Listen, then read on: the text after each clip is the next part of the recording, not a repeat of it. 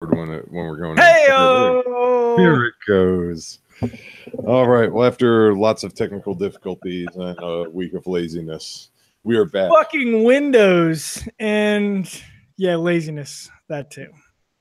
Probably a significant portion of it is laziness, but we'll blame Windows. Whose fucking idea was it? I know this is like a well-tread rant, but like whose fucking idea was it at Microsoft? It's like, look, we can't trust these people to update their shit anymore. Like, we'll just update it for them. And like sometimes their computer will be unusable for an hour at some sort of unscheduled and unannounced time, but you know what? Fuck them. What are they gonna do? Use a Mac? Like fuck you. And we've had it happen at the restaurant where in the middle of the shift they'll just update. So you can't access the computer that has the point of sale system.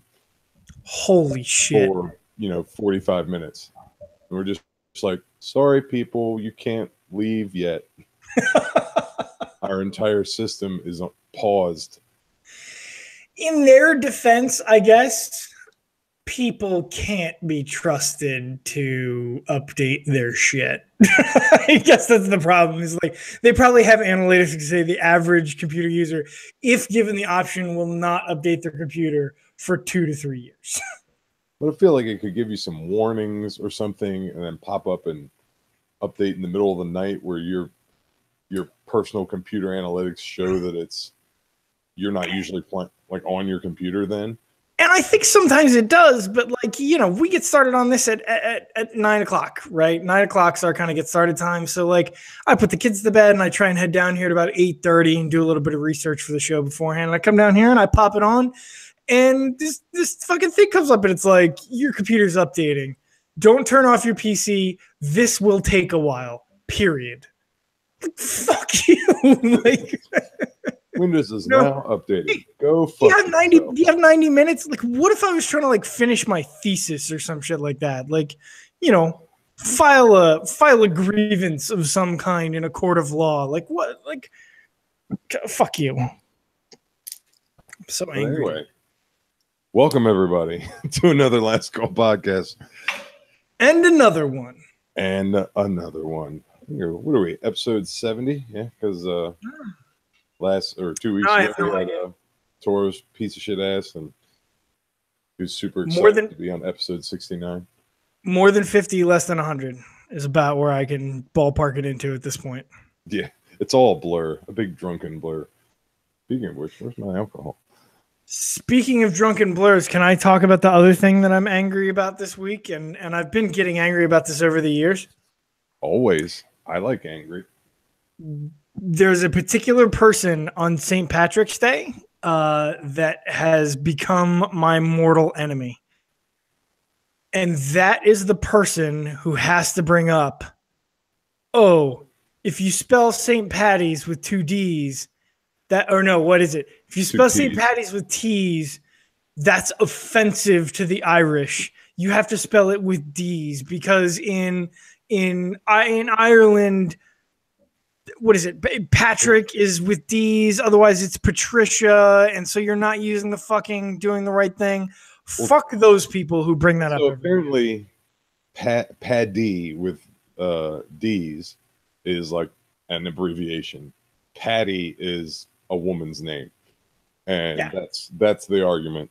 Fuck those people who like holding this obscure grammatical rule over everybody's head. Like, let me show you how Irish I am. No, I'm more Irish than you. What's that? I'm absolutely that guy. Oh my God, are you really? Not a dick about it, surprisingly. But I'll correct it. I'm the same guy that's sitting there with the asterisk, like correcting people's usage of your. Look, that's fine. Like your like that whole thing. Like I get that. They're very similar if you think about it. No, like incorrect. Using you still know what they're talking about. It just looks wrong, and that's what I see when I see patties with T's. You get the idea. You know what they're talking about. But it just but the problem is like you're arbitrarily like, look, I know the whole English language is fucked. Like I'm trying to teach a young child to read right now, and the number of times like he gets something right in theory, and I'm like, you know what, buddy? points for trying, but that's wrong, and it's wrong just because it is. Like, there's no other reason for it. Like, Because yeah, you're right. They're probably that should be spelled with a Y, but it's an IE for no fucking reason. Like, oh yeah, IEI. I'm 35. I still don't fucking get that right. Like, I basically type things for a living. Like, I get it. The whole English language is fucked. I just, in this particular case, it's so obscure and weird. Like, you have to change the T's to D's for no fucking reason. yeah, I wouldn't say it makes sense, but once I knew about it, I was like, all right, I'm gonna make sure I do it right. I'm gonna start doing it wrong just on purpose. I fucking hate you. I will never use not D's have, again. I thought I had whiskey down here. I guess I'll get the plastic vodka. Go get it. So we're in the middle of the blizzard of 2018, which you are. I got nothing. You got nothing for once. It's nothing. Colder here. Yeah, for once. Yeah, you guys are gonna get butt fucked, and it's basically like Susan told me earlier. She was like, "Oh, we're gonna get an inch of snow tonight." I was like, I don't even consider that snow anymore. Like, there's always an inch of snow here. Like, that's just fucking, like, that's rain. Like, I don't give a shit. Hey, an inch matters. It's what you do with it. Yeah. But yeah, you guys are about to get fucking hammered, right? You guys are gonna get like a foot or some shit. Yeah, I don't know. I wait until I see it every time because they're like, here comes 3 to 4 inches, and we'll get like a light dusting for 15 minutes, or they'll say nothing's coming, we'll get 6 inches. It's like, I'm just happy I can use turn into a perverted euphemism every time. Sexual innuendo anytime. All we got was 6 to 8 inches. That's what I'll she give said. you 6 to 8 inches. No, we got it. We're almost done here. I think we might be done with the snow. You guys are getting the last blast. Did you see the photos of that bus that ended up like in the ditch out in Frederick earlier today? Yeah, and I don't understand how that happens. Like, I don't understand how people get in accidents most of the time in the snow. Because if you just drive deliberately and in a straight line as much as possible, you mostly don't crash. Yeah, it happens, but I guess I'll give them a little bit of leeway. Like, they are driving like this, like, huge, heavy, like, built by the lowest bidder, hollow, what is it, a 40-foot Twinkie, basically 40-foot sheet metal Twinkie, on 4 wheels. They have no extra wheels. There are no extra drive wheels on that thing. Like, it is like the biggest, shittiest people hauler that you can imagine. Like, it's probably pretty easy to cross that thing up. Although they do hire, like, I'm pretty sure anybody can drive a school bus as long as you don't have like child molestation charges that you were found guilty of. That's probably why most of them are like 90 years old. I'm sure it happened. Like, I don't remember having any like high quality bus drivers that I really like. Like, I remember all of them being pretty lousy to fucking awful. Yeah, I think that's a general requirement. So maybe it's not so surprising that they crashed a bus into a ditch. Right. Like, one of the things that I've heard recently, and this has come up in recent years, is like, parents our age who remember bus drivers being so shitty back in, late 80s, early to late 90s, early 2000s, whatever. Like, they don't want to put their kids on buses because they know what kind of fucking, and if you're a bus driver, I'm sorry. Like, I'm not trying to generalize here. From my childhood, I remember how awful it was. So now there's this whole generation of parents that don't want to put their kids on school buses. And so now they all fucking drive them to school. And so now schools are war zones in the morning with hundreds of cars trying to drop off their kids. It's basically like, you ever seen like old Vietnam footage where they bring the helicopters in and they get them down like 2 feet from the ground and all the soldiers have to jump out and the helicopter keeps moving? Like, that's basically what every elementary school looks like at this point. If you want to drop your kid off at my kid's school, your kid has to be able to get himself out of the car seat, out of the car, and close the door and out the door and into the school himself. You can't fucking get out and help him. Like, they've got to be able to do that. It's a mandatory requirement. Just need an ejection seat. They make those. They need that. That'd be cool if like you hit a button and like the like car seat straps like explosively came off, like. Ooh, or like one of those inflatable slides, like on a water landing of a jet. Oh yeah, there you go. That'd be perfect. Like that just explodes off your like rear passenger door, and then your kid just comes sliding out, and you just drive away, leaving this deflated fucking slide in the middle of the street. I think it's or you could like some sort of like you could just like put them like in a like a base jumping parachute, and like as you drive by the front of the school, like you take a hard left and activate their chute, and they just get pulled out of the back of the car, like through the sunroof. So many interesting ways that we could harm our children. Right? I mean, get them to school safer than on a bus. Yeah, probably. I'm pissed because a couple of my bus drivers maybe smoked weed every once in a while, and I'm like, well, I'll just fucking put them on a chain and hang them out the side of the car, and then just release it when we go by the school. Like, yeah, it's a comparable offense, really. Speaking of safety, it appears that yesterday an autonomous car owned by Uber, which are apparently operating out in the world, ran over a pedestrian in Arizona. The company has since halted their testing of those vehicles. The Terminator uprising has started. What say you? I didn't even realize they had that. I'd seen videos of like Tesla's doing that and then Google's self-driving car and all that.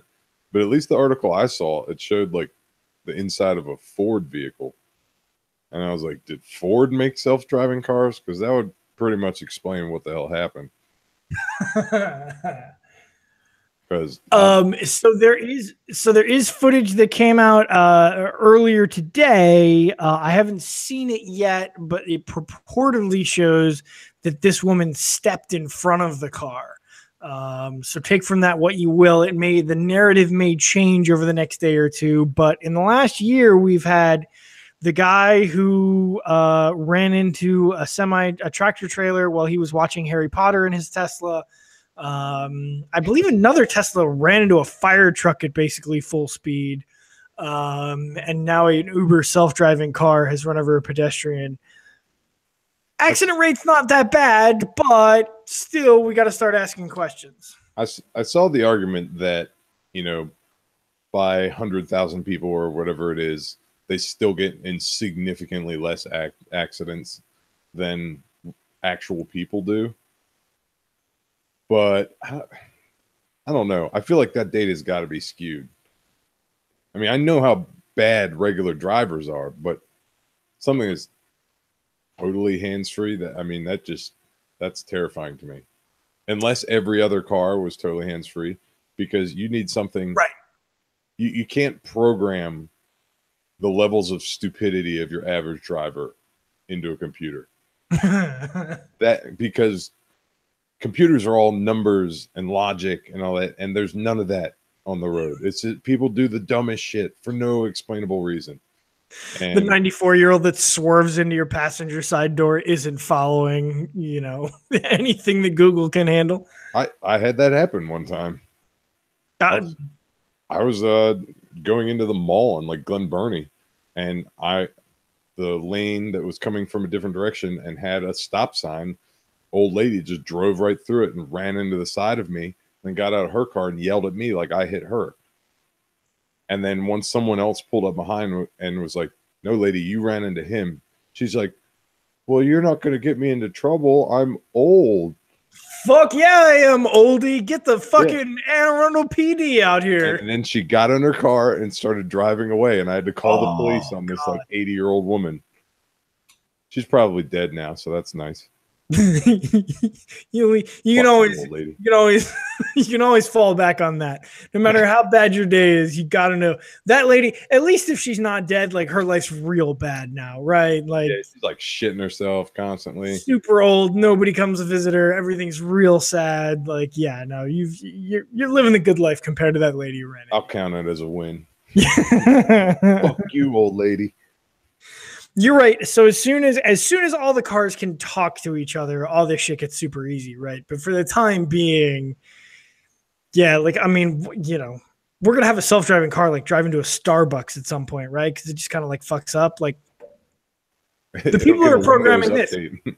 the people who are programming these self-driving cars are the same motherfuckers who have had my PC updating for 90 minutes now and have let it freeze at 84%. What happens when my Tesla that I'm napping in freezes at 84%? I die, right? And probably some other people, maybe. You'll probably be all right. It's got like safety features and stuff. But man, that crowd of people was in trouble. God, the problem is I care so little about human life that wouldn't bother me. I'd be like, man, I dented my $100,000 car. That'd be the worst thing about that. Well, I think we may have talked about this on the show before. One of the interesting things that came up was somebody was talking to engineers at Mercedes who's developing their own self-driving technology. They already have some of the best stuff available in kind of luxury cars, regular non-Tesla luxury cars. But they went to the engineers and they asked them about what kind of priorities the AI would have when it made decisions about what to do in an accident situation. So, if the car has to decide, save my passenger or run over a 4-year-old girl, how does it make those decisions? And the Mercedes engineer said, well, those decisions are really difficult. We have to begin from a perspective of protecting the driver of our car, right? That's the most known equation. They're the most protected person in that situation. We're probably going to go with that. And they got a bunch of shit because of it. But those kind of questions are really interesting, I mean, you can't regulate stupid out of the question. That's always going to be something you have to map into the equation, no matter what you're talking about. That's what happens with self-driving cars. That's what happens with gun legislation. That's what happens with food legislation, like New York doing all that stuff. Like you can't have supersized drinks and things like that. None of that. Just people are going to be stupid no matter what. You can't always account for that. That just has to be that bit of chance that is always, you just have to accept it. Sidestep. As a fit guy, what did you think of the movie Supersize Me when it came out? Ignoring everything you know about Morgan Spurlock now and what a shilling piece of shit he is, when it came out and it was in its initial, that was one of the first big documentaries to make documentaries cool again. What were your thoughts on Supersize Me? I was sort of mixed. Like, I like documentaries, so I thought that I was interested to begin with, but then I had a problem with it. It's obviously pushing a vegan agenda, and then the parts. Is it really? I didn't get that. Okay. Well, because he's like, oh, I went from vegan, a vegan diet, and then ate like this, and now I'm extremely unhealthy. I don't know that I remembered that. It's probably been 15 years since I've seen it now. I just saw it in its first probably couple of years that it came out. He was vegan before he did the Supersize Me thing. Mm-hmm. Oh, that's interesting. Yeah, maybe he was just vegetarian. But anyway, yeah, I think you're right. Now, yeah, okay. He took an extreme diet change, right? And besides that, the stuff in the movie that I was like, oh yeah, well that makes sense, is all stuff we already fucking knew. Like man, if you eat nothing but garbage food every day, you're not going to feel very good. But then, of course, what a lot of people don't realize, and what you have to realize about almost all documentaries, is that there's an agenda that they're pushing, and they will bend the truth to fit their narrative. And that's one thing that Morgan Spurlock, like you mentioned, is caught a lot of shit for. Yeah. Is he basically made up everything that was in that movie. he's like, I ate, anytime they asked me to supersize it, I always supersize. I ate it for 3 meals a day. And then he gave his stats at the end of the movie. And they basically found out that even if he ordered the most calorically heavy food on the menu, it wasn't possible to hit the numbers that he claimed that he hit.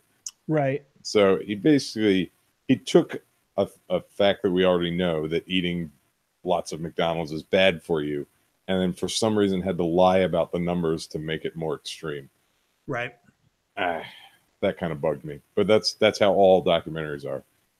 It's like people having Facebook discussions. Either you sit there and just it repeats something that you agree with, so you just go along with it, or it's something you completely disagree with it, so then you ignore everything they said.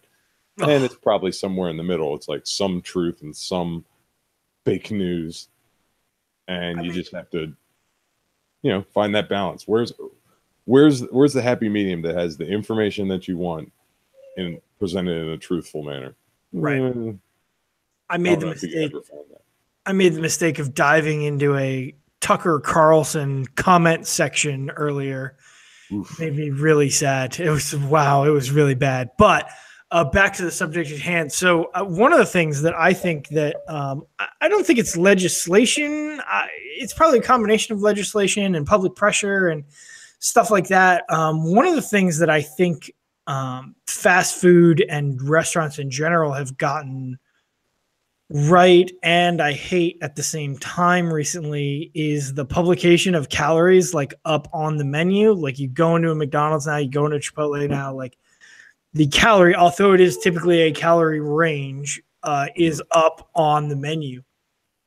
I fucking appreciate and hate that simultaneously. Like it is so like it genuinely does make me rethink my choices when I go to a place like that. And I fucking hate that, but I also appreciate it depending on what mood I'm in. I think it's a good thing to have stuff like that, because those are the changes that people need to make if they want to get in shape, or even just lose a little bit of weight, or improve their body even just a little bit.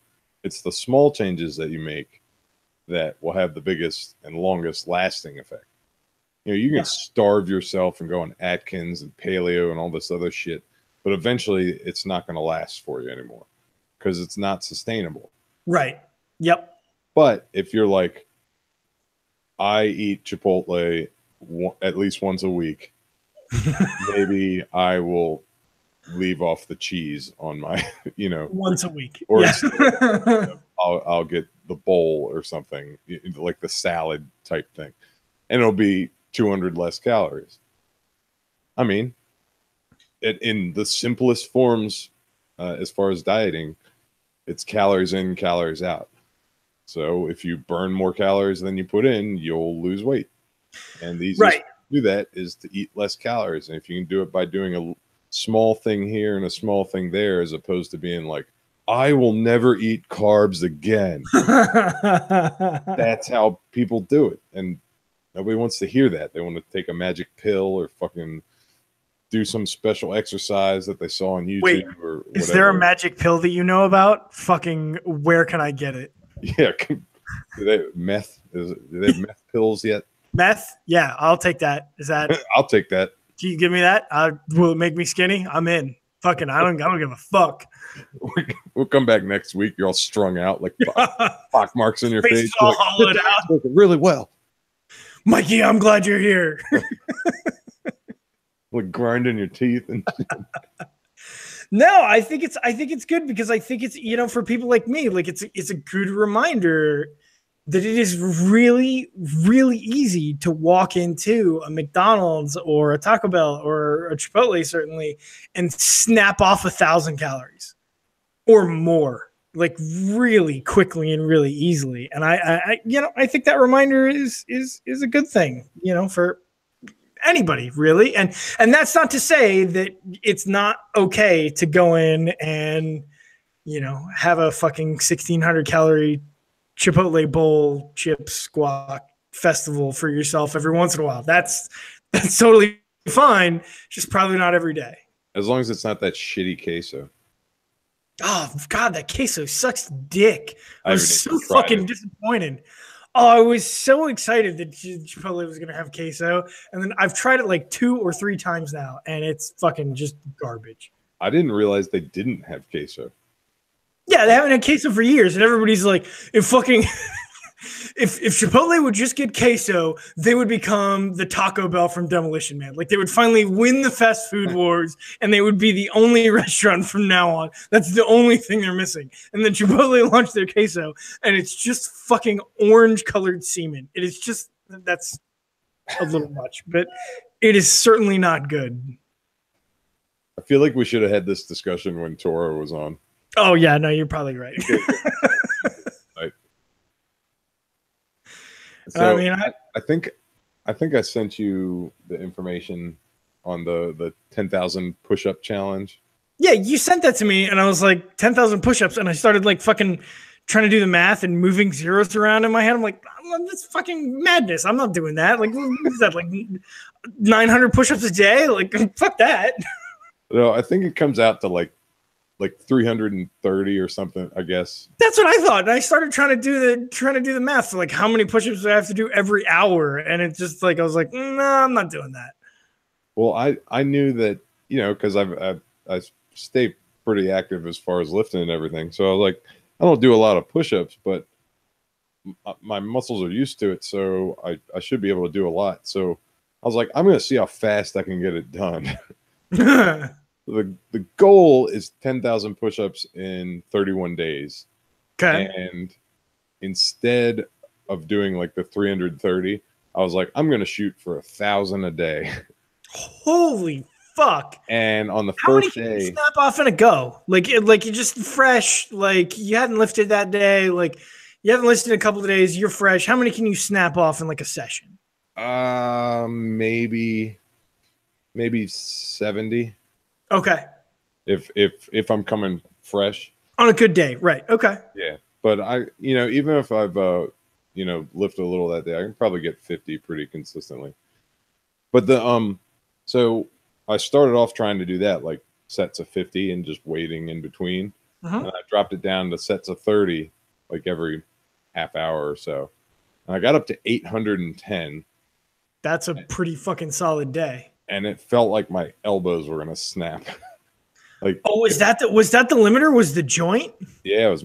My muscles felt fine. Like the next day, my chest was a little bit sore or whatever, but I mean, it felt like somebody was jabbing a knife into my fucking elbow. Oh, interesting. I wouldn't have seen that coming. So the next 3 days, I had like 100. That's all I managed to do. But then you're like 20 days in now. Where are you at? We're only like because we started on the 15th. So that's right. It didn't start at the beginning of March. It started on the 15th. So you're like 5 days in. You're like, yeah. So actually, I'm behind today. I gotta maybe I can catch up. I'll just snap off 6,000 push-ups tomorrow. You got it. You got this. And then just skip the queso at Chipotle, and you're good. Fuck you. If I'm doing 600 push-ups tomorrow, I'm gonna get that fucking queso. Fuck you. Between that and the meth, you're set. Yeah. Fuck yeah. But I found a way. So if I do like tricep push-ups where your like arms are in. Oh yeah. When I do that, it doesn't hurt my elbows. So. Oh, interesting. Now I got it. So now I just need time to do them. I'll have to get an update next week from you. That's interesting. I used to have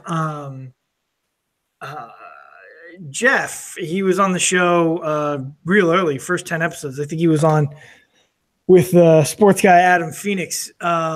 He went through a phase where like he was trying to do, I don't remember how many it was, X 100 push-ups a day or something like that. And like we worked in the same place, and like every hour or two, like you'd be in the middle of a conversation and he'd just like push a desk aside and get down on the floor and just like doing push-ups in the middle of nothing. Like, what the fuck are you doing? Like, I guess we all got used to it, but it was kind of weird. We did that on St. Patty's Day. The guy Micah that organized the whole thing, he and I were both at Portales, and I was like, man, I'm way behind. My elbows are on fire. And I was like, fuck it, let's do this. And we're standing in front of the DJ booth at Portales. Playing people on the dance floor, and we just go down and like drop and do like 30 or 40 push-ups. We're like, this is a terrible idea. Alcohol and push-ups. What's the worst thing that could happen? My favorites. But it's good. I mean, it gives you a goal, so that's good. I mean, having a little breakdown like this, it does make it a lot easier to do it. It's kind of like having a training partner. Except it's yeah, especially with like, with public pressure and committing to something publicly that you've got to own up to missing. Like they definitely say that's like one of the keys to general fitness, and like especially getting back into fitness and stuff like that, is having somebody that you're accountable to, as opposed to just being accountable to yourself, because yourself is typically a lazy asshole. Yeah, he's like, you'll do them tomorrow. You'll do them next week. By the time you know you're on day 27, you're trying to figure out how to snap off 8,000 push-ups in 24 hours. I will find a way. Look, if I just take 5 minutes to breathe, piss, and drink at the end of every hour, I can catch up on the 27th day. It's no big deal. Math is hard. What else we got going on? Is it like a slow news day? Just people crashing and hurting themselves. We already got over all that. St. Patty's Day was fucking timid this year. I didn't have to hurt anybody. It was an odd change of pace. And I think we've lost Tristan. Well, apparently now it's just me until Tristan can get back.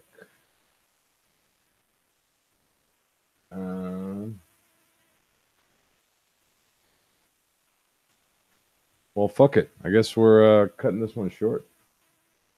I'm not going to do a would you rather by myself.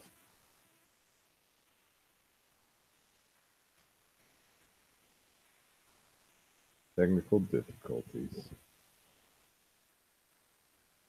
Try one last time to invite him, and then if nothing else,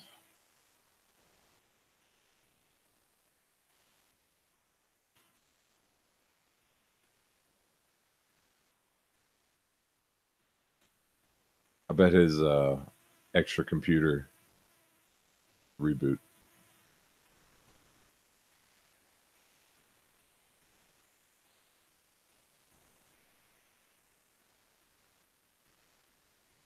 Fucking hell, man.